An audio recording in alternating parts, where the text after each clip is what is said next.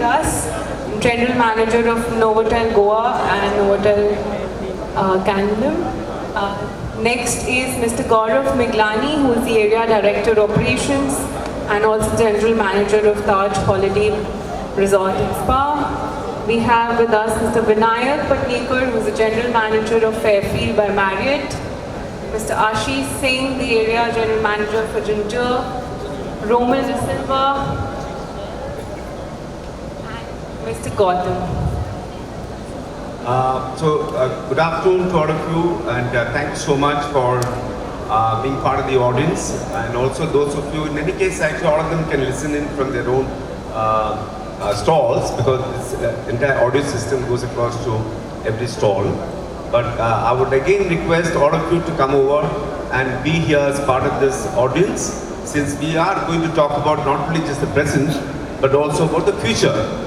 So, and no less than the practicing general managers of hotels in Goa. And it's not just that they have been only in Goa, they've been all over India.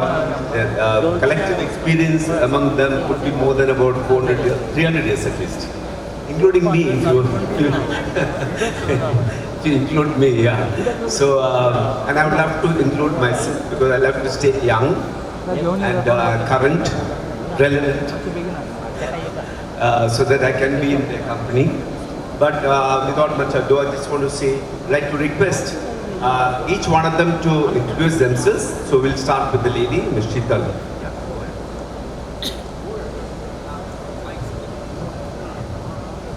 Good afternoon, thank you for having me today. I am SHEETAL Singh. I look after the cluster operations for South Goa. I am also the General Manager of Taj Exotica Resort and Spa Goa. I've been with IHCL now for almost 2 decades. Good afternoon everyone, and thank you for taking the time out to be here. My name is Sachin, and I head the Novotel in Candolim and Novotel Resort and Spa also in Candolim. I also head the food and beverage for Accor in India. Thank you. Why don't you give them a big hand, please, all of them. Starting with the lady. Yeah, Gaurav, go ahead. Good afternoon everyone. My name is Gaurav Miglani. I'm the Area Director Operations for Taj Hotels in North Goa. I'm also the General Manager for the Taj Holiday Village. When we talk about collective experience, I think I contribute to about 26 years in this panel. So obviously way lower than Mr. Mohan Kumar, but I think still a decent enough number. Thank you. Hi, good afternoon everyone. My name is Vinayak Patnekar and I work for Marriott Fairfield in Candolim in Goa, South Once Goa. Once again, it was not audible. So a little more slowly, Vinayak. My name is Vinayak Patnekar and I am the General Manager at Fairfield Candolim, Goa. It's been 25 years I'm working for Marriott now. That's to add to your experience, collective experience. Thank you. Well done. Hi, very good afternoon. First of all, thank you for inviting us for today's event. And my name is Gautam and I do take care of the Fun Habitat Candolim, Goa, which is the flagship property of the Fun Goa. Thank you so much. Thank you. Thank you. Hi, good afternoon everyone. I'm Romel De Silva and I'm working for Lemon Tree Amarante, which is in Candolim. And it's so nice to be on this stage with such dignitaries. And again, Mr. Mohan's here. I think we're speaking, we're going back around 15 years. So I'm so sure that today's interaction would be very productive for the hospitality sector. Thank you, Mr. Mohan Kumar, for the privilege and opportunity. Good afternoon, everyone. My name is Ashish Kumar Singh. I represent brand Ginger for Goa and Karnataka. So thank you. We all know each other well, so there are no formalities. We'll go straight into business, as always we do in hospitality. When it comes to the guest on arrival, we make sure that he instantly gets onto the room rather than too much of speeches and all that stuff. So I want to say good afternoon to all of you once again. Just to introduce myself, I would like to introduce myself as a Indian hotelier. Now that I'm actually retired and been over the last 2015. about almost 10 years. So, and I pride myself as a hotelier from India, a professional hotelier from India, having obviously spent all my life with the best brand in the world, the Taj Group and the Indian Hotels Company. And I've had the fortune of being a part of a generation that was part of the history of hospitality in India, evolution of hospitality in terms of professional management, way back in the 70s and the 80s. And we also are the generation that, we're very fortunate to witness the growth of hotel industry in India. As you know, I don't have to elaborate the history of evolution of hospitality in India, but it all started from the 70s and 80s. Therefore, when I was just a management trainee and grew up in the Taj Bombay, it was a completely new career, and but because of the kind of rapid growth that was happening in every company in India, we also grew. So that's how we could manage to spend, and for us who are in the Taj, like so many other brands, Dubrois and the ITC and so many other brands, the mandates have come in now, the Lemon Tree, all of them are proud flag bearers of Indian hospitality. So, what I just want to say today is that, I have to read this out. Something that I've written after a lot of research. So, it's the topic that we are going to discuss today is rapid automation. And I'll go it very slowly. Rapid automation of hotel business, like any other business, with technology tools to enhance the human efficiency and effectiveness. So in the case of the hotel industry, we are not looking at replacement of human beings. We are looking at how we can enhance and supplement and complement the human contribution, because at the end of the day, hotel industry probably would be at the top of the food chain in terms of need of a human being to serve another human being. There is no way if one can substitute a human, whether it's a lady or a gentleman, to actually stand at the lobby and welcome another person, right? It can never be substituted. For instance, cooking, chefs, you can never actually substitute the differentiation that you bring in by a particular chef. So, therefore, that's what we're going to discuss. However, hospitality in India stands at the threshold of a major transformation. That's what I want all of you to understand. That we, having been digitalized nation so rapidly and so much in depth,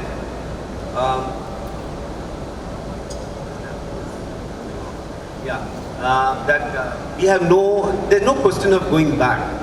We are really going forward, and at a national perspective, as a strategic plan for the developed India, digitalization is here for all of us.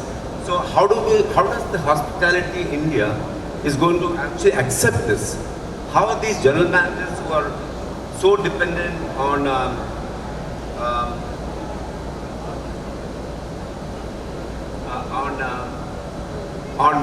human resources going to now follow a regime where probably a robot will be serving you in a room. It's already happening. Okay. So how are they going to restructure, reform the entire culture of a hotel operations? So that's what we're going to discuss. 60 years of professionalization of Indian hospitality is now witnessing a leap into another orbit. So they're all going to be part of that, leap that's going to happen in the orbit. Okay. And what is this leap? Talk about leap. Leap, I'll give you an example. When I was a general manager of the Taj West End in Bangalore, when I took over, for 117 rooms, we had 400 staff, legacy and new people. And today, the general managers are asked to work at a much lower, ratios. Room to staff ratio is probably, they will tell you, but I suppose it must be in the region of 1:2, 1:1.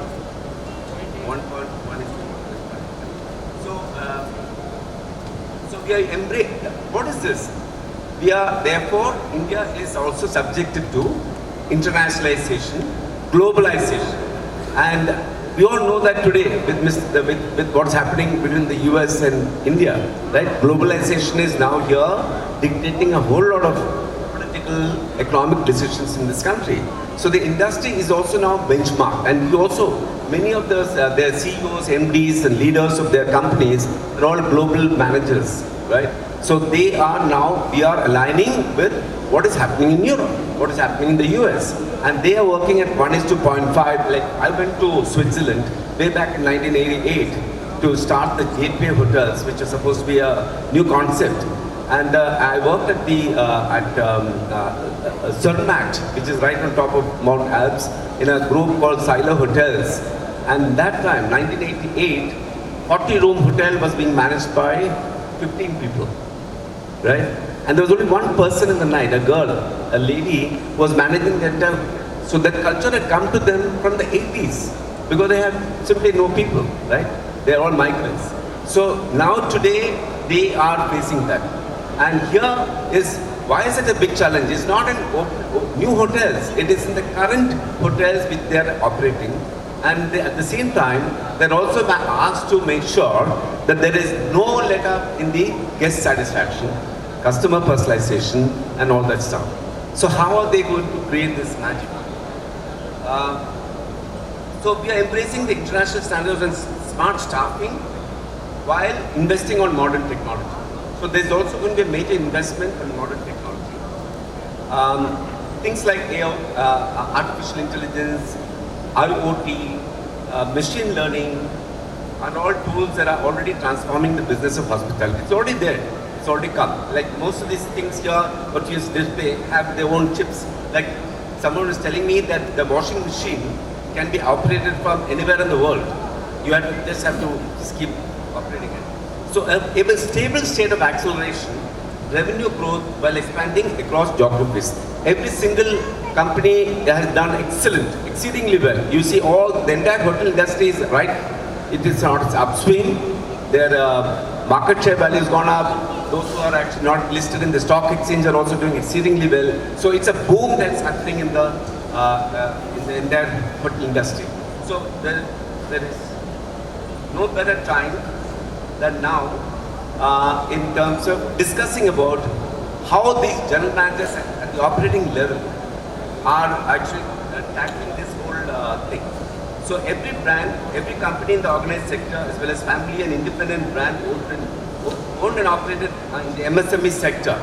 See, out of 30 lakh or so hotels in India, only 10% or 15% are in the branded category.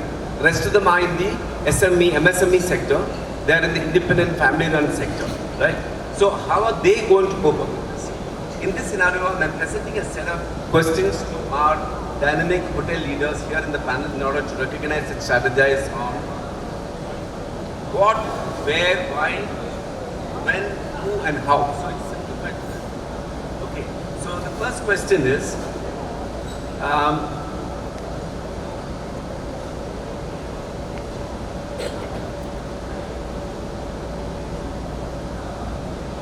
guest sensitivity, setting the scene. So I've already said this. Next is guest sensitivity and service delivery. So you see, the format that we're going to talk, they're all pretty savvy with this. So I'm giving them the format, just the topic, so that they can really come up with whatever is their experience and imagination. So the first question is, how will you ensure guest sensitivity and service delivery? Why do I choose that guest first? Because at the end of the day, this industry is all about customer sensitivity, customer centricity. Therefore, I'm asking this question. Whatever happens in the back end, whatever happens in the front end, how are you going to maintain guest sensitivity and service delivery? Go ahead. Anyone can jump in the first question. So thank you, Mr. Monkwan. I'll take the lead in this one. So what you said was absolutely right, and you know we've seen 3 stages or 3 eras right here at the stage. So starting with you, where we were a single hotel company to now when it's a 400 hotel company. What has remained at the core of the operations is the guest. You know, when we were a single hotel, the guest was at the core of the operation. Even today, I think it's the guest that you keep at the core of the operations and build everything else around it. The change that you would have noticed between then and now is how technology has now played a major role. And you've started off in an era when we used to have Whitney racks and pigeonholes. I came in when Fidelia was there, and today we are on Opera Cloud. But I think one thing that hasn't changed is service delivery is keeping the guest at the center of everything. And that continues to remain at the core of everything that we do. And that's true for every hotel company. I would like to single out to one. Technology, though, I think is playing a major role now in making sure that there are tools available to be able to deliver that experience far more seamlessly. What the human mind used to do earlier, and individual diaries and notepads would do 30-40 years back in terms of keeping a track of who your guests were and what their needs were, I think system plays a major role. And that's where you would also realize that while the average staffing levels have gone down, the expectation of the customer hasn't changed. The expectation on the part of the hoteliers to deliver that experience hasn't changed, and that will continue to remain the same. Technology will help us overcome some of the challenges that we had earlier, will build a robust platform in making the delivery of it easier, and will also help us become operationally far more efficient now, because obviously manpower is getting more and more expensive. So where we could afford 4 people to a room earlier, I don't think that's logical anymore, because that's a cost that's essentially rising year on year. So one has to be prudent. But yeah, the guest experience remains at the core of everything. Thank you. Yeah, so it's actually the icebreaker. Thank you, Gaurav. And it makes a lot of sense in what he mentioned. Now we'll hand to SHEETAL. And they work in different properties. And their also background is different. So let's see how, in what way can you actually say something differently than what Gaurav has mentioned. I definitely have a similar perspective, and I will continue from where Mr. Miglani has left. But yeah, I'm a general manager, and I'm a lady general manager, so I might have a different way of looking at it and maybe explaining it. I work for the world's strongest brand, and working in Taj, everybody has heard of Tajness, and I would like to talk about that. And I look at AI empowering the Tajness further. As you know, we all know that we all have 5 senses, and Tajness is truly when a guest's 5 senses actually gets touched. And I see AI as a 6th sense, empowering it, enabling it further. So that's my perspective of explaining it, and that's how I see AI, helping and taking the Tajness forward. Thanks. So, just to break away from SHEETAL a little bit. I represent Accor, which is a French company, and we have more than 4,500 hotels globally. Customer centricity is about all hotel chains, and that's where it begins and ends. And our business is stacked all around it. So when you do your bubble program, the customer is in the center, and everything else is stacked around it. And obviously the business has to be profitable, and that's where it comes in. Gaurav mentioned about how costs need to be contained when it comes to human capital. But from a digital perspective, we've taken a very, very major leap in terms of how we view our guests. We've got a program called ACDC, which is coming from the Accor Digital Factory, which is mapping all guest transactions, mapping all guest feedback, and mapping all comments that the guest has made into one platform where we can access globally, and we can pull out guest information, which is a huge thing that we can do. I think the future here would be that can actually do a personalized or hyper-personalized program for the guest when the guest is coming into a hotel. But at this stage, we are just using the data to do it ourselves. So that's one. The second thing is, earlier the feedback was on paper format. It moved to a sort of a Excel-based format where we were ticking something, but now it is more on a format where we are capturing the sentiments of the guest. So now it is only not just paper format feedback, it is a reputation feedback system. We call it reputation performance setup, RPS, where we just capture the feedback from the guest, plus we take the sentiment from all digital, social, OTA channels and combine it to make it into one feedback, giving us a larger, broad-based feedback on what the guest is saying or doing. In fact, there are a lot of social channels available giving us that feedback as well. So, like all businesses, we are also evolving in terms of gathering this big data. I think we are at that stage where this big data is coming together. and I think eventually we will use it to move on with automation. Hi, if I may go next. So AI is here to stay, and we all know it. It is up to leaders. I think we need to embrace it and make it work for us. I think it's just going to strip off some of the repetitive, non-important work and transactional things that we were doing. And if I talk about front office, front office, they I think spend about 60% of the time in back office sorting out those reg cards and other things. What AI enabled will do is probably give them that extra time and hand to personalize that experience and give that human touch and the warmth that they are looking at. How I look at AI is more of a backstage support, where AI would probably set up the stage, arrange the chairs, see the lighting. But I think the performance and the stage belongs to us. We still need to perform, right? AI will not perform for us. So I think the human-centric touch will never go from a hospitality, and we will definitely remain at the center. AI is just here to enable, but we need to embrace it. Thank you. Thank you so much. Before you go in, I just want to understand the trend that's happening. So among the three or four GMs who have already expressed their views, you get the sense that actually they're looking at how to balance it, between AI and the human being. So we are on the right track. Yeah. Go ahead. Very good afternoon. I represent the Fern Hotels. And as far as we are concerned, I think that the AI and warmth for the guests will go hand to hand. And the good part about AI is, as my colleague mentioned already, regarding the front office, which is facing a lot of convenience regarding the AI usage and everything.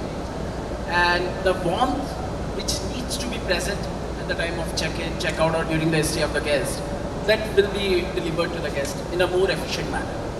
So that's all I thought. Thank you. It was pretty precise and sharp. Okay. You would like to go over? Jump in? Yeah. Working with the Lemon Tree Hotels, and if you speak about the name itself, it says it's freshness. So when we're talking about what's happening, and we are the fastest growing chain, and we are trying to be connected with everything which is happening in the world. We've seen a lot of changes in the past. I think we're speaking about AI, we're speaking about something which we need to do, but I think we've automatically done things in our life when we were with registers, and then we got onto the software to get updated. I think everything has happened gradually. I think we'll be able to take the AI also in the same way. So I think we're thinking the right way, and it's going to take some time, but we'll be there. All right, Romal, but I'm not going to let these guys go away into that lightly. I'm going to challenge them. They have talked about the what part, the why, when, who, but what about the how part? Okay, it's all right. So we have to go beyond this level of thinking. But before that, let me get the young, handsome Ashish to say his words. Ashish, we worked together in Ginger long ago, so I have a special affection for it. Thank you, Mr. Mohan Kumar. Likewise, not only something special, but you're always very inspiring, and the kind of zeal you, we have never seen something like that, so thank you. I represent one of the young brand, Ginger, and we target the young minds. Now, young minds can be of a 12 years old boy and a 90 years old man. We have been using AI as an enabler in terms of distributions, in terms of automations.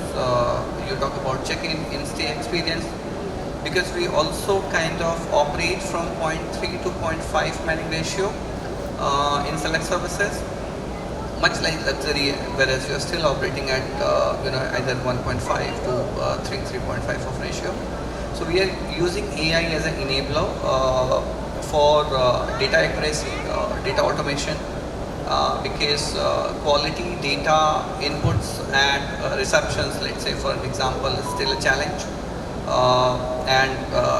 It is, the kind of quality data you input is the kind of distributions you're able to make it. So we are working in all domain, primarily with the distributions to in-stay experience and so on. All right. So, you can keep the space, opportunity to ask them the questions just after this session is over. But we'll move on to the next one. And the next one is all about, now comes the real stuff.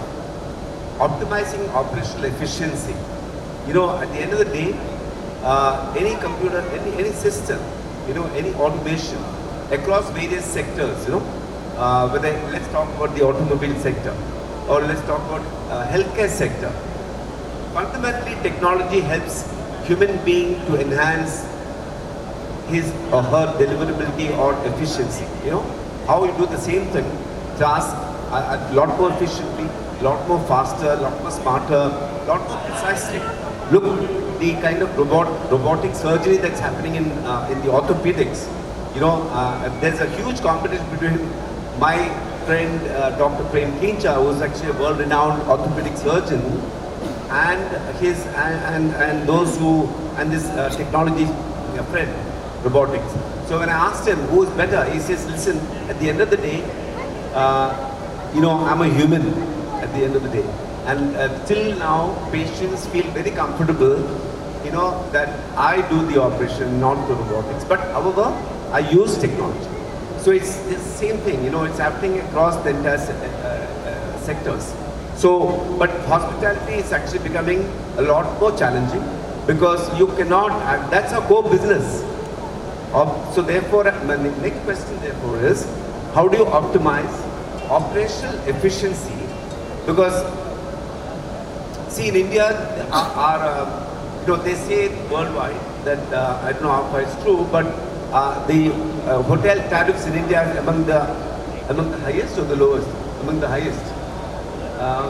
As compared to maybe Asian, maybe not really lowest, no. So, and hospitality industry as a sector is the most challenging in terms of bottom line. The return on investment, payback period, IRR, whole lot of things. Okay. So therefore, operational efficiency, at the end of the day, who makes the revenue for the company? The hotels and the resorts. So where is the opportunity to make, where is the real control for a general manager, not in the market? Market can be very fluctuating in terms of the occupancies and all that stuff. But where they have a control is in the operational efficiency, so that they can save every lakh, every rupee saved is every rupee into the profit line. So that's my next question.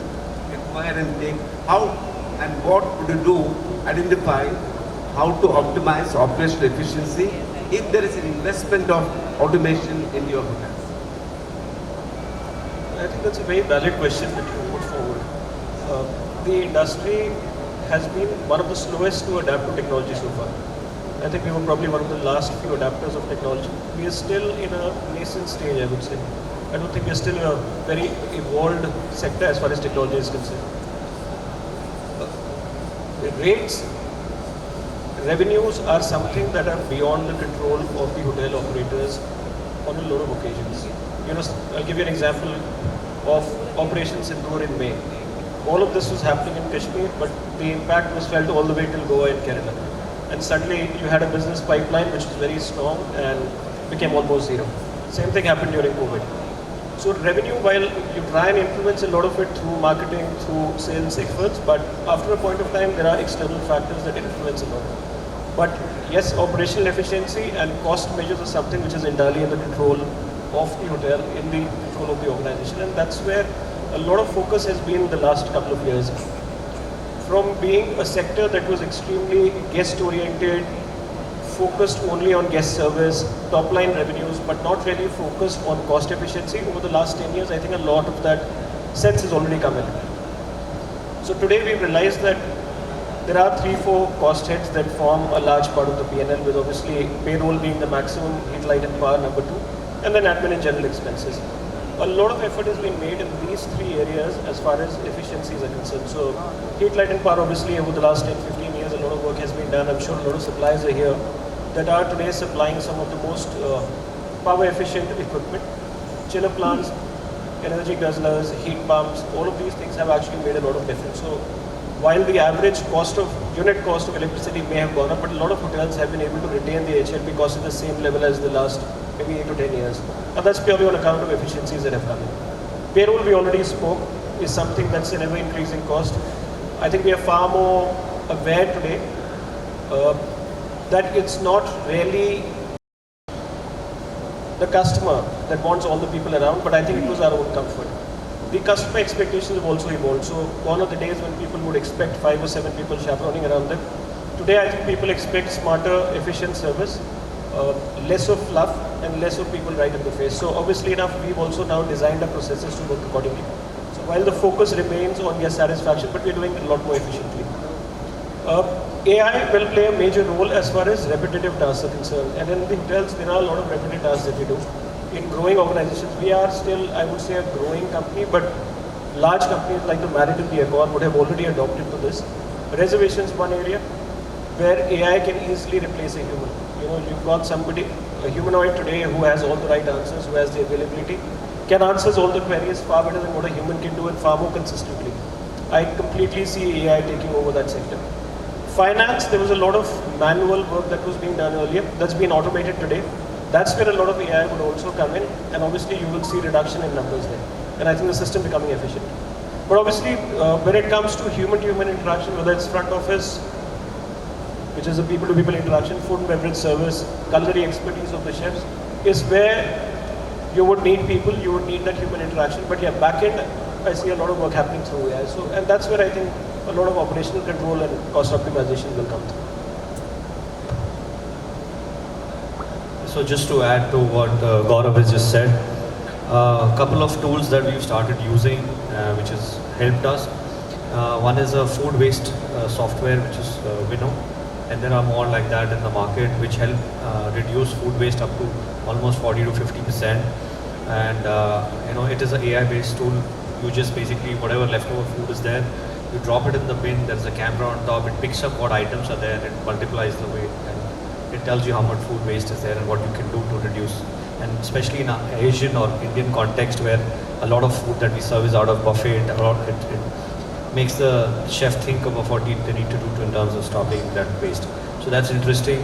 So he touched upon key P&L heads that we really look at, and one of the key P&L head is HLP. I think IoT is here to stay, and IoT will change everything. We are experiencing almost 10 to 15% drop in energy consumption via just working on HVAC systems, and this will mean that you add 0.5 to 0.8% onto the bottom line. So I think it's an interesting field. I mean, in India we are not testing spaces. A lot of hotels are applying that, but I think it's an interesting place to be on that. See, India doesn't have staff scheduling softwares as yet, but a lot of our counterparts in Australia and New Zealand are using software which are scheduling based on occupancy levels, which is putting manpower in place, and that's very touched upon in terms of people staffing, which is, you know, very high cost in Asia Pacific, other parts of the world. And the last part that I want to touch upon is revenue management software, and I think that's where your top line is driven. And I think if you have an automated push onto your mainstream rates, if you really follow the guidance of AI, there is about 8 to 10% uplift in rates, and that's where which drops directly to profit. So I think that's interesting, that's happening. I think it's so interesting to see that all the hoteliers sitting on this stage, though we work for different companies and sometimes different hotels, same company, we are all. I'll just repeat myself. I was just telling Mr. Mohan Kumar that it's so interesting to see that some of us sitting on this stage, we work for different companies, some of us work for the same companies. However, the perspective towards AI is almost the same. It's quite similar in fact. So while Mr. Mohan was rightly mentioning about the revenue generation, sometimes it's not in our hand. So we talk about profitability and operational efficiencies as general managers all the time. With the introduction of AI or digitization,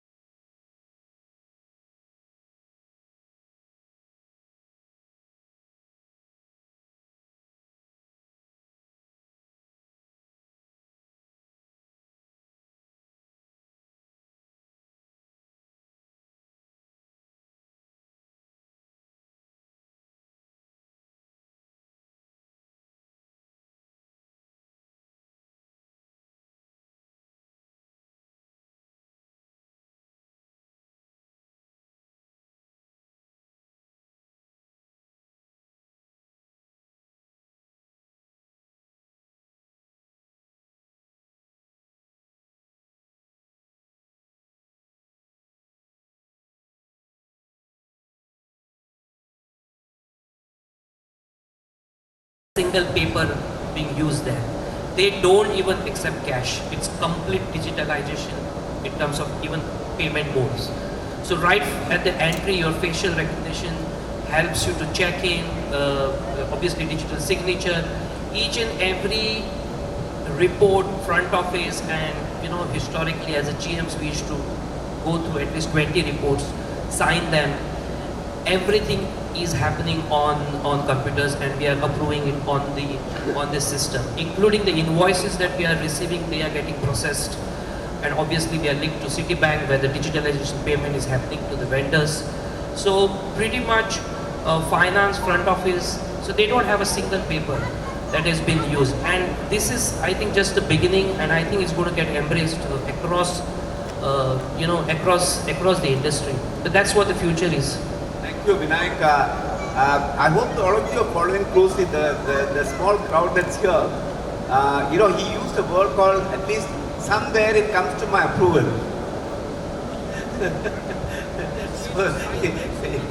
So that many, at least 20 reports we used to sign. Yes, right? yes. Credit report and upsell and So upgrades. actually, thank God, at least something comes to my table for approval. So that's the difference. That's where I think there is a line between AI, whichever way it develops, to a human being. Somewhere the general manager has the discretionary power. He has the ability to say no, whereas the AI does not have the ability to say no. And it also has, it's like a subconscious mind. Whatever we say, the brain listens and does. If we say that we are going to be a failure, the brain will work overtime to make sure that we are failed, because it cannot differentiate. So therefore, it's up to us, a conscious mind, to take a call and say, okay, no. So the whole question of saying no or questioning the decisions is only a human being. It's all to interject and say that. Yeah, go ahead. AI is going to play a vital role in terms of cost cutting, in terms of expenses control and everything. If I talk about department-wise, if I talk about front office, because we are already there in the era of digital registration cards and everything, where the guest can sign the reg card itself at the time of check-in. So it can help us to secure papers in terms of going green initiative and everything. So apart from the procurement of the bookings confirmation and everything can go hands on hands. So the gentleman who is making the bookings, they don't need to wait for a while. And front office is going to have a major changes out of it. If I talk about for the procurement and purchase and chefs, yes, there'll be tools which will be used for the kitchen as well. Like the chefs will be feeding up the menu and everything. Then the raw material quantity will be coming out. So it will help out the chefs in terms of cost controlling and in terms of meeting the budgets. For finance as well, yes, of course, we'll be having in the back office area, once the details have been filled up, it'll help us out to get the exact revenues and exact P&L statements, which are going to take time, but from the AI tool come then and there itself. So it'll help us out a lot. All right, I need to go a little faster because it's almost an hour since we have started. So therefore, it's always the case when it comes to the rest of the questions, but time waits for no one. That's something that even the AI cannot control. So we'll make it quick, and I would request all the GMs now onwards to make it even more brief, maybe 30 seconds, 40 seconds, kind of thing. Yeah, go ahead. Okay, as we're speaking about AI, I think one thing which we have to remember is time. So when the person's checking in, I mean, when you've got the tab which is there in the car, the person is filling up his information, getting on to reception, so everything's clear, he reaches his room, and I think we're talking about guest satisfaction, which has to be the priority. So we are looking at our savings, but at the same time, we also have to see that the satisfaction is met. So I feel when we're talking about AI, again, it's going to help us in all aspects, and we just need to work with what's happening. Thank you. Thank you so much. Go ahead, Ashish. Thank you, Mr. Mohan Kumar. The next round from you. We'll do that, sir. I'll be quick. So most of the points my colleagues have already covered it. I think I'll talk about the mindset. As a company, in most of our Tata companies, it's the first time we actually reoriented our HR policies and started keeping an AI head, because AI is also very generative in nature. So now we have AI head who is, guess the sensitivity is one part, but then what is the future forward 3 years, 5 years or 10 years down the line is what something we are working on. And while we are doing the catch-up game for the initial year or two, we could be much future forward in 2 or 3 years of time. Okay, so thank you, Sheesh. Before we go ahead, I just want to recognize Ms. Odette Asperinus. She is a celebrity. You have a celebrity in the midst of all of us on our own. So she also happened to be my close friend. She and her husband Joe both were in the Taj. And at some point when she was a young lady, she was working at the banquets of the Taj Hotel Mumbai, where I happened to be there. And now she is the author of culinary books and extremely active in the world of food and more importantly, a proud Goan, espousing the entire cause of the Goan state. So thank you so much for joining us. Yeah.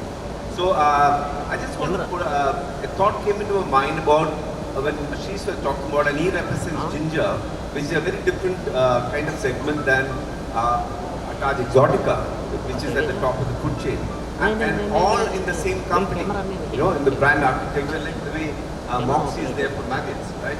So, just a quick putting up hands. Where do you think, at which of the brand segments would be embracing technology the most? Is it the luxury and premium segment, or is it mostly the mid-market and the smart segments? Yeah. There is no choice, Mr. Mohan Kumar. Everybody has to adopt, and they are already in the midst of adopting. We are in the middle of it already. Okay, quick answer, yeah. Yes. I think mid and upscale rather would be the easiest ones to adopt to technology, and I think that's where technology adoption would be the fastest. Example being ginger.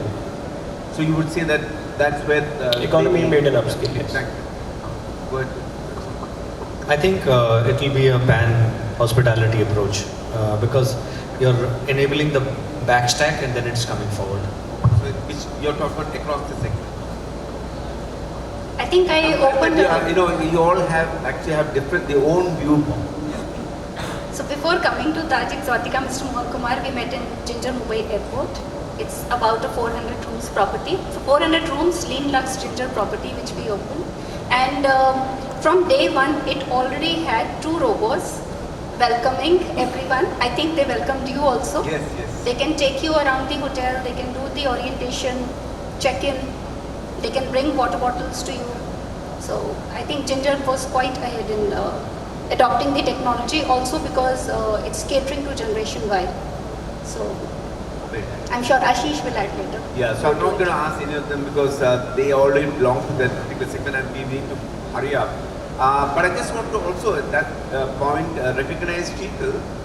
Again, one of the very proud members of the Indian hotel industry in terms of a lady getting on to become the general manager of some marquee hotels in the Taj and in India.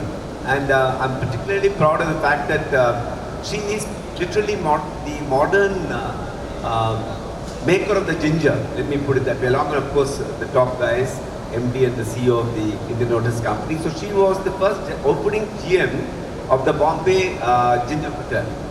So maybe we can give her a big hand because that is how actually Mr. Ratan Tata's dream, Nano and Ginger were his dream.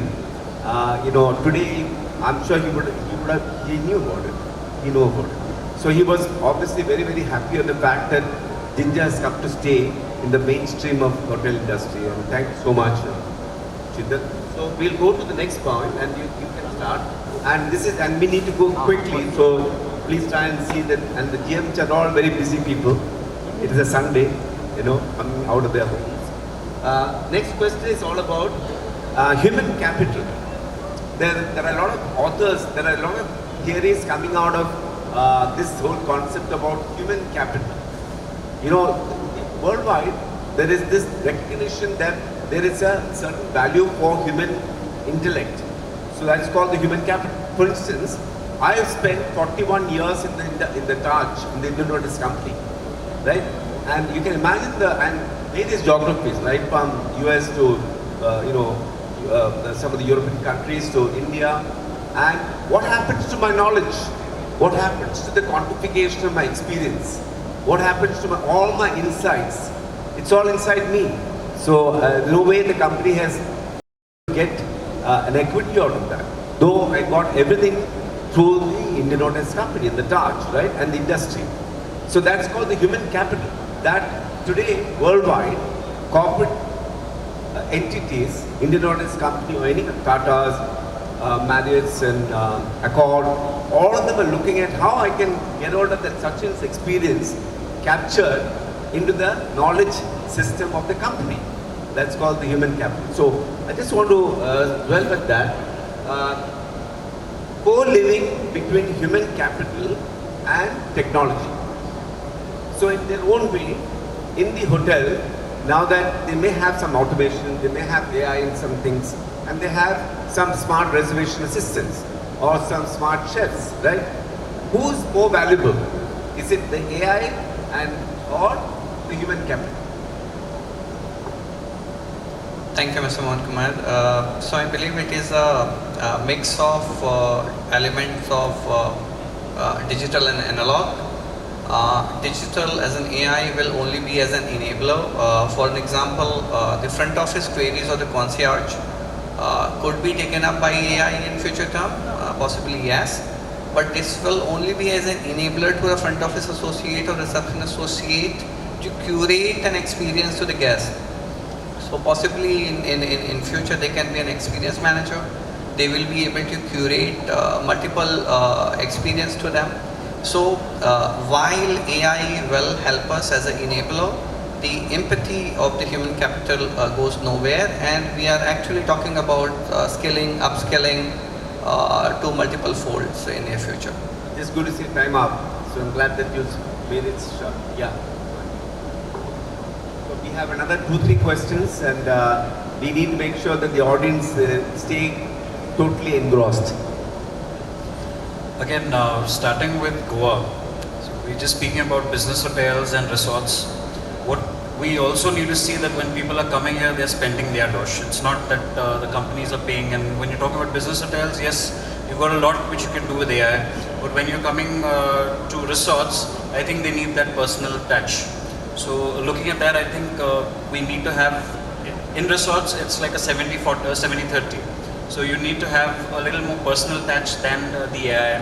That's what I would think it would be. That's a very interesting point you said. I'm glad that you draw the distinction between, the raison d'etre, which means what is the purpose of the guest coming to your hotel? Is it for business or is it for holiday? Then it's a completely different mindset. So he says that, when it comes to Goa, they're coming for a holiday, leisure, they don't want to talk to a robot, they want to talk to people, like human beings, and they want them to recognize, because they're in a relaxed mood, they're with their family, they want to be, so it's a different proposition. I agree with you. Yeah, go ahead. Thank you, sir. Likewise, and make it quick. Sure. Likewise, as a staff is our asset, AI will also be proved as an asset for us. And in future, it will be like for all the small things, AI will be a good source of basically information. Thank you, Gautam. Yeah. So what you really essentially are seeing is, so you are pro human capital or technology? You are pro human capital. So it's a mixture of both. Mixture you of have both. to be, yes. Yeah. You have to be tech savvy as well, and you have to be guest oriented and staff oriented. All right. Okay. So I'll just echo the sentiments of the co-panelists. I think AI is just going to help us shred a lot of non-essential, repetitive and transactional jobs.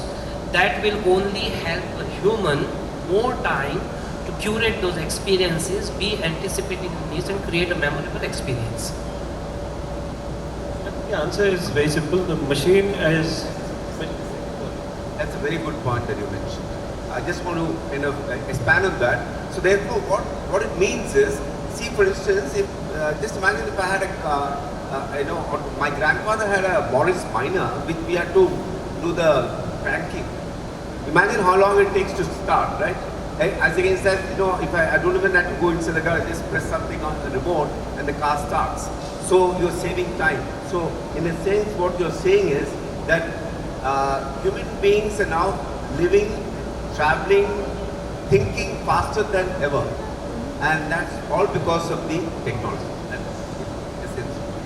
Well, so most of the points have been covered, but I think essentially the machine is going to be as smart as what the human wants it to be.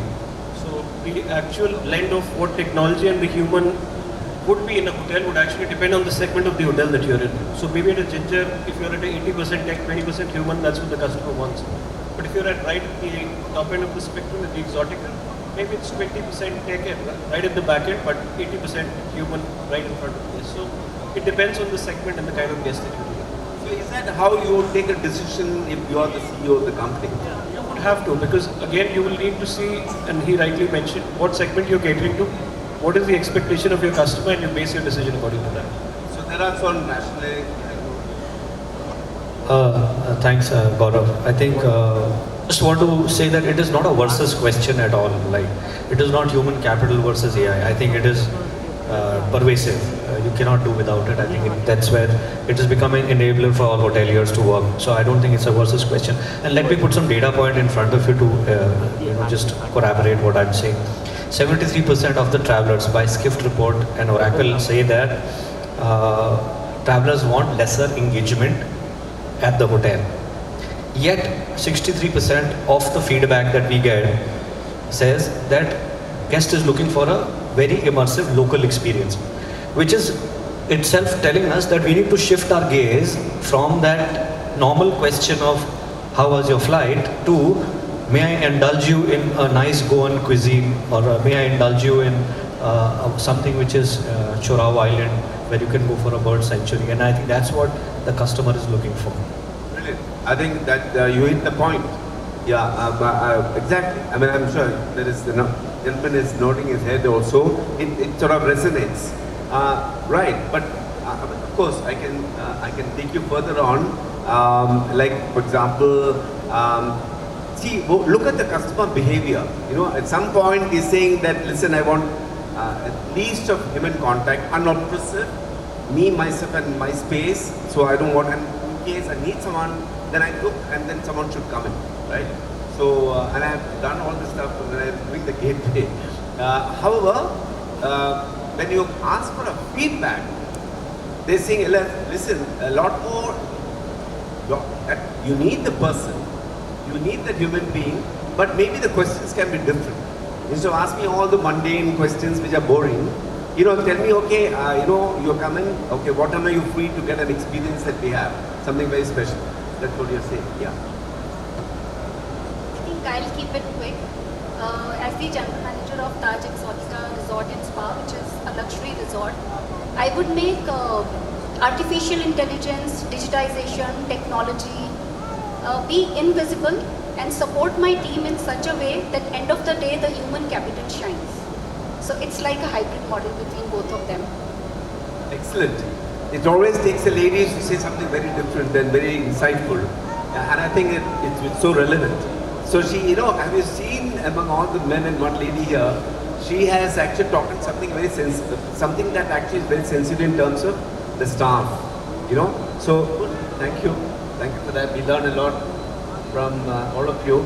Next is quickly, I don't think I covered all. And this is the second last question. And this is about, something that technology is invading. What is technology invading on our customer?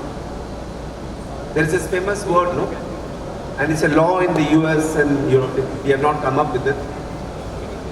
Yeah, privacy law. So my question is about privacy and security of data. From a customer perspective or from an employee perspective now. Even the employees actually tracked. Everything about employees known by the corporate, the company, or any stakeholder for that matter, the owner, right, or the operator, or the neighborhood, or about the government, or about the procurement people, you know. Everybody's data is all with one particular company. You know, I don't call it the deep state, but you know, the company that operates the business, they get all the data. Unfortunately, of course, today's data is in the industry is completely truncated. You have the OTAs and the Swiggies who are stealing all the data from the hotels and restaurants. So that's being the reality. I just want to throw open that question. If you could come out with some very quick answers in about 30 seconds, I would be very grateful. Yeah, anyone can start.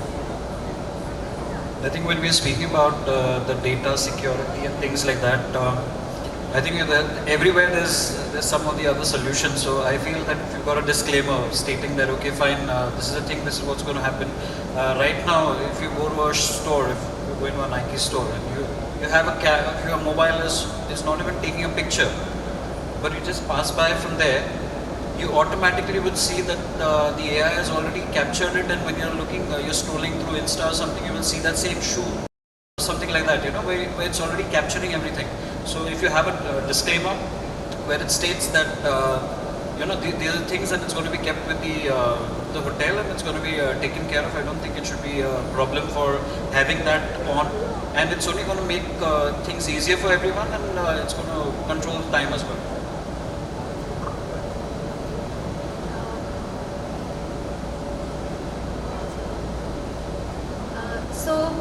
I was just, while Rumol was discussing about the data privacy, so we all work for reputed brands, and when a customer shares their data with us, it can also include their financial details, it can also be credit cards, it can also be debit card numbers.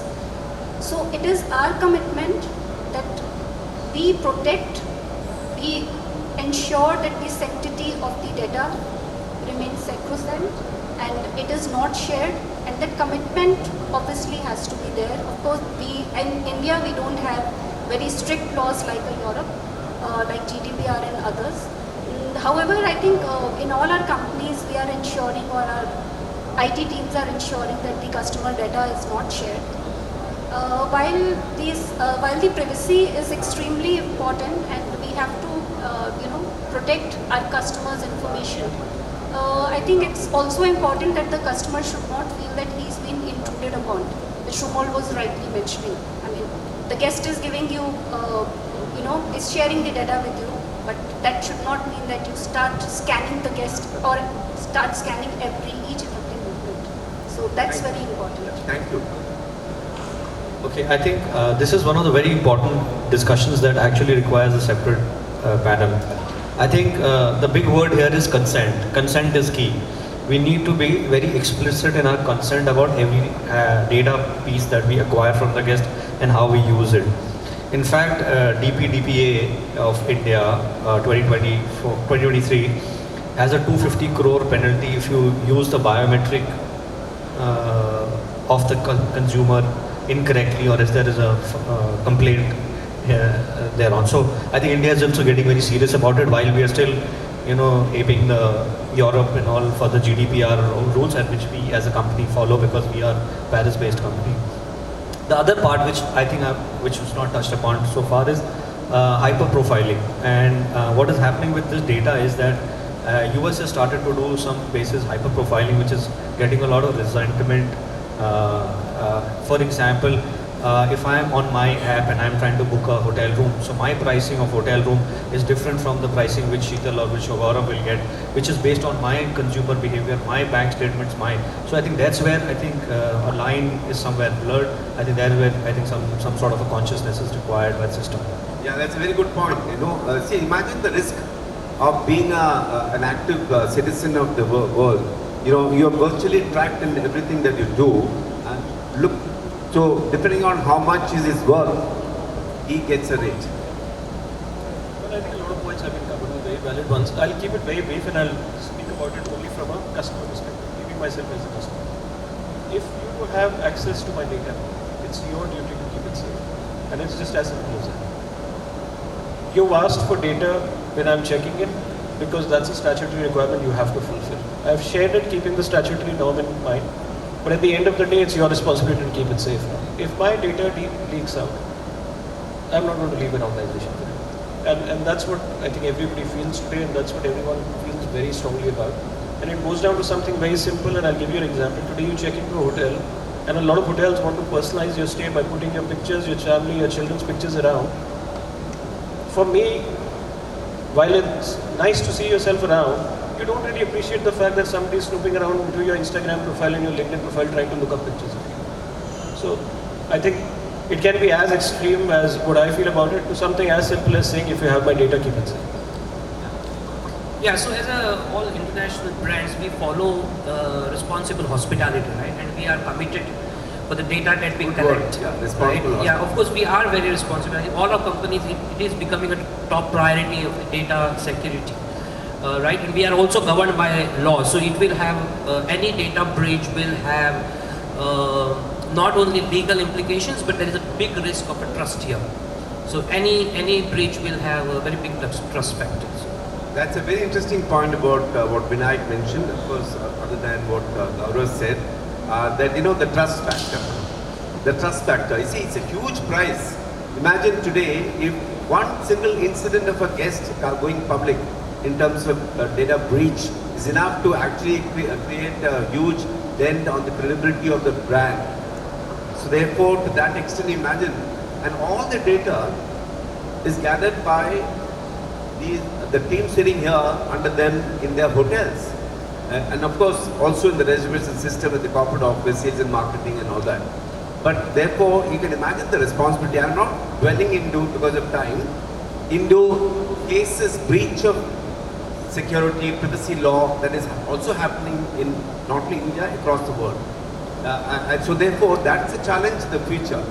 How would each one of them would ensure they can't police it manually?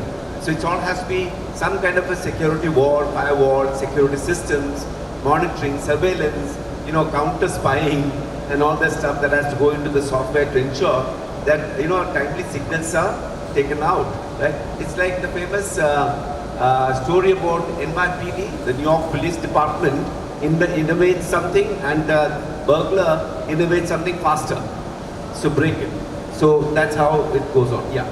Go ahead. See, as far as the data is concerned, there cannot be a security breach in the data, because as a company, it's a moral responsibility for each and every person of the company that they has to keep the data safe for the guests, those who are walking in or those who are checking into you. So it is the moral responsibility for each and every employee to take care of the data for all this. All right, so I think we have come to almost a conclusion. Just that the final question is about, so therefore, did you get a sense of what is happening? The sense that, this is a representative professionals manning the hotels in a hot destination like Goa, talking about fully accepted, fully into the fact that the reality is all about both AI, both technology and human deployment or human engagement. So from the time when I was there, I could not have. In my time, it was 90% human. Humans were doing all the stuff. Today they are talking about 50-50 or 60-40. Yeah. Depends, but on an average, you will say around 70-30. Yeah, say 70-30, and the 30 is going up, and the 70 is coming down. And then, what about the customers in India? What about these customers? Have they changed? Fortunately, it's a new generation. So people like me are not no longer going to the 5-star hotels, or maybe we go very rarely. It's also the Gen X and the Z people who are also very different. So therefore, in that sense, there's a mutual complement. The culture of hospitality is changing all over the world. So that to that extent, it's only therefore in conclusion that this is the reality. This is going to be the reality. maybe India is around 70-30 or 60-40 as they say, but a place like Luxembourg, it's a small tiny country in Europe, or Switzerland for instance, it could be 80-20. But the guests who come there to that hotel resorts are always used to it. They're in fact happy because they are all individuals who actually value the privacy. They're not used to too much of pampering. They're not, the Asians are different, the Europeans are different. So therefore, to that extent, globally, those who are still demanding for being treated like a Maharaja or a Queen, a Maharani in a hotel, I think it's time that you smell the coffee, right? So that's the conclusion. I just want to say, if you can sum up this entire discussion in your own words, because we are recording it, and it has to go beyond the memory of the 100 of us or so sitting around this place and listening to this. It has to become something like a benchmark for the entire industry. So I would like each one of you to spend a minute or so, or less than that, to really sum up on this whole discussion today on what we call the business of hospitality, or hospitality business. What is your thought? Because everything starts with the thought. What is your thought? So, is the present and the future.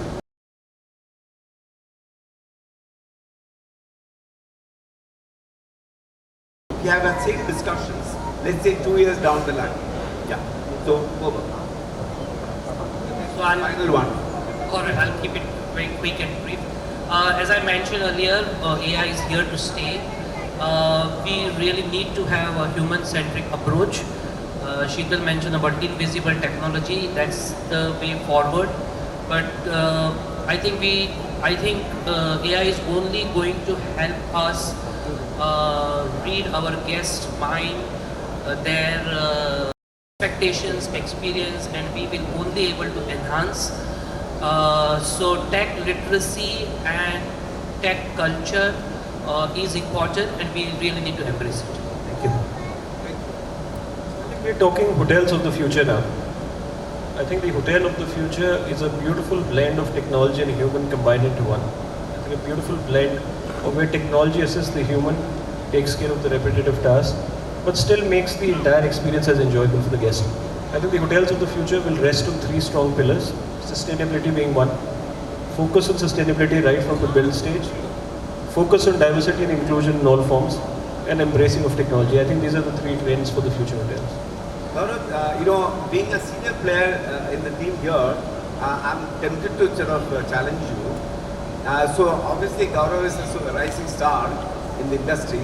So I'm sure at some point he is going to be even in a higher responsibility. And in that responsibility, this question is asked, that how would you then address your GMs? How would you address your board? The board chairman is saying, listen Gaurav, your ratios are very too high. It's 1:1.5. And how about making it 1:0.5? How would be your responsibility? Or do you think that may happen? I don't think that situation will ever come. And I go back to the previous answer that I had given. I think it's all about knowing who your customer is, designing your offering basis your customer, and gearing that up to form the most efficient work system at the back end that you have. And I think these are 3 things that every board member also understands. So a question at a Ginger would be very different from a question at a Taj Exotica, and I think it's the customer at the end of the day and who your customer is that will define the answer. So obviously he didn't fall to my bait. That shows the mark of a great professional. He knows what he's talking, and I think in a way it's good news for the industry, and I fully endorse you that there is a certain line. Beyond that, at least hospitality India or Asia for that matter, we have enough people. There is enough talent. 500 million people looking for jobs, right? So it's only responsible, and it's also only rational, and it's only common sense, and it's only practical for us to say that beyond a point there has to be human beings. Therefore, 1:1.5 or 1:2 is in itself a huge transformation in the Indian hotel industry. Am I right? Mr. Mr. Mohan Kumar, I think one thing we definitely need to think as leaders and general managers over here is, since AI is already here, post-COVID, the shift had already started in most of the hotel chains. We should also remember that there will be some of our team members who may not be technology driven. We need to embrace them as well. We need to guide them, have open discussions with them in a way that they also embrace technology. So that's something that was not discussed here, but that was there in my mind, and I wanted to speak about it for sure. Thank you for bringing that point. So you see, in an industry, you have a whole lot of generation of staff who are now in the 50s, the 40s, and they're used to a certain environment, and not necessarily they are at the top, at the senior leadership level. They could be at the at the skill level, semi-skill level, supervisory level, or even the managerial levels. And they are the guys who actually do the physical work and take on all the load, right? So, and they really actually the people who walk the talk. So, what she's saying is there is a certain consideration, certain empathy towards those who are not yet embraced or not in a position to sort of reskill themselves to the level that is expected. So, typical of the industry, and that's a reality. Whether it's at any of the brands, the most important resource that they have are their people. So no way will they sacrifice the interest or the emotional quotient of all the people who are working for them. At the end, you must remember one thing. I think from almost all the brands sitting here, it's about the emotional quotient of the people who work so many years for them matters most than perhaps the margins in the bottom line, in the balance sheet. So thank God for that. Our hotel industry that way is very, very empathetic to the people who work for the industry.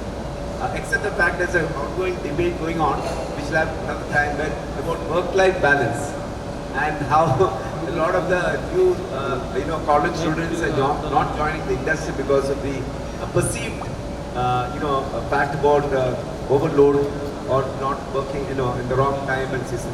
Anyway, having said that, I think I'm personally very happy.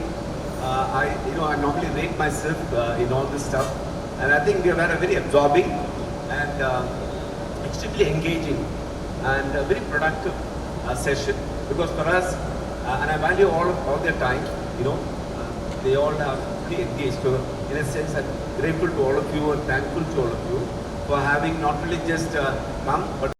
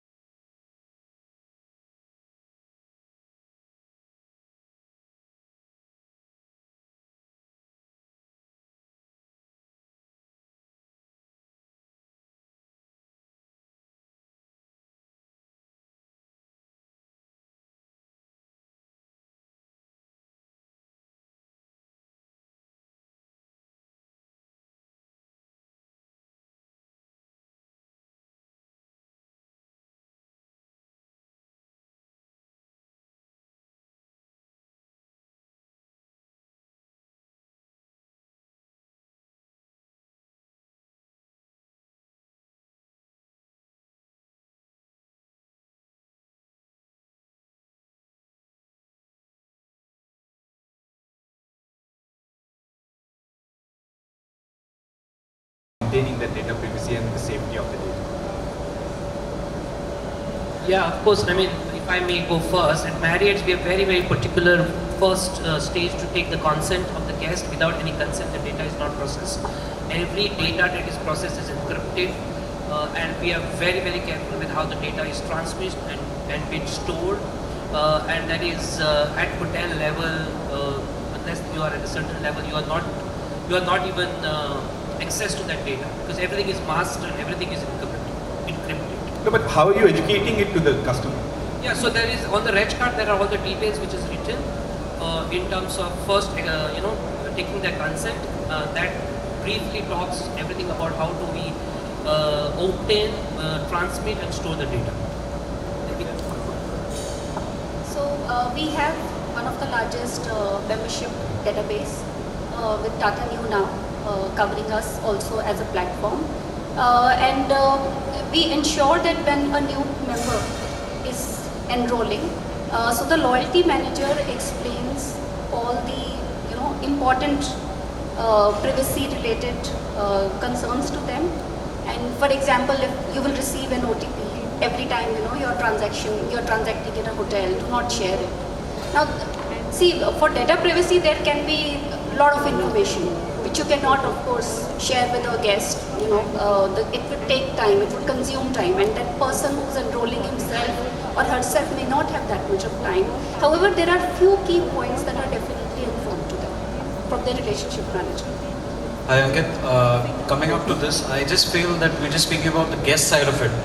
The guests have to be educated, but with that the staff also have to be educated. So when it comes to the staff have to be informed that how serious it is to keep this data with them and how it has to be reaching the right. So again, as I said, that it has to be kept, it has to be secret and it has to be kept in the right way. Yeah, go ahead, introduce yourself. Yes, myself Varun Babu. I am heading domestic business for Premier Fine Linens, Coimbatore, one of the finest linen manufacturer. So since we are discussing about AI and its impact on the hotel hospitality industry, how do you see the human resources or your team members are getting impacted? Is it positive, or they have the fear of reduction in job and things, and how do you manage that? Indian hospitality is one of the best hospitality in the world. AI, I'm sure that AI will act as cherry on the cake. And AI will mix like salt with the water. So what will happen once the AI will be coming, it will be hitting up to the Indian market. Trust me, it will be super beneficial for us, for the Indian hospitality as well, and for the guests as well, staff as well. Just to answer, if I take 1 minute, I think the roadmap is clear. We cannot run away from the legitimate reservation that any may have. People are watching, right? We hear a lot of tech jobs being cut, and everybody will have that uncertainty. So I think we as a leader needs to embrace that tech literacy first, and the roadmap needs to be clear for our associates who go to the job.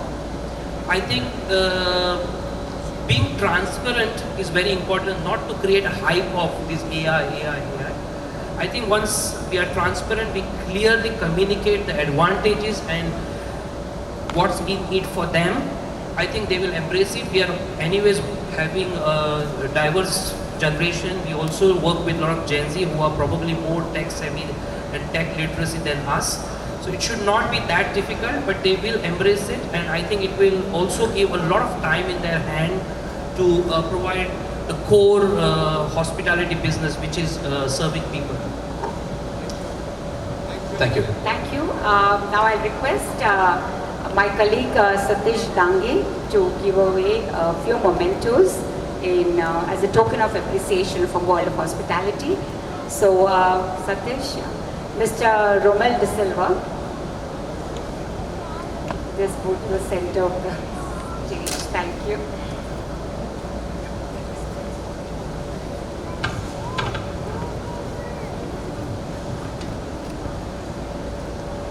A round of applause for them.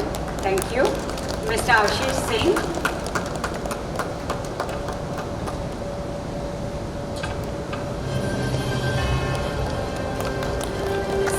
Ms. SHEETAL Singh.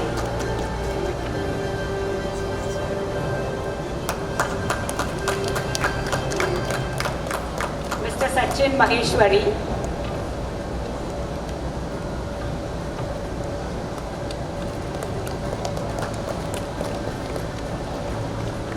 Mr. Gaurav Miglani.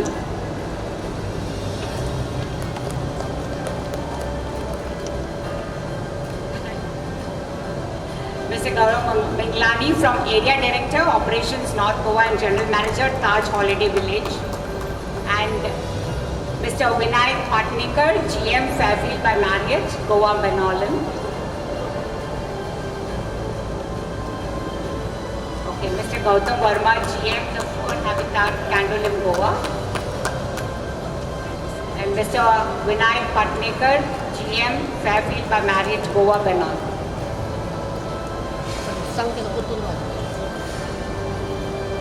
Give them all a big hand, please. Yeah, a big round of applause for them. And can we have a group picture? Sir, that photo. Yeah.